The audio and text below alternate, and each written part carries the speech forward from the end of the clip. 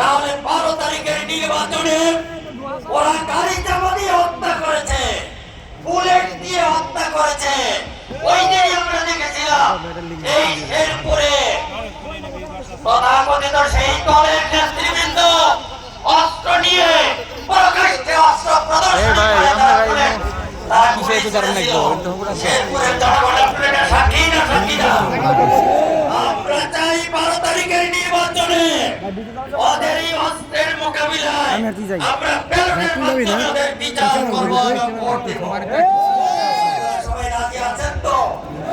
আজকে যদি আমরা এই দায়িত্ব পালন করতে না পারি সংগ্রামী ভাই এবং বোনেরা, তাহলে এই যে আমাদের সন্তানগুলো শহীদ হলো, একটা দল সম্পর্কে না বললেই নয়, তারা আজকে দেশের জন্য নির্বাচনে দেয়।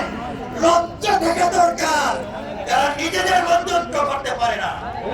আজকে স্লোগান উঠেছে তাদের বিরুদ্ধে, এমন কোন এই যে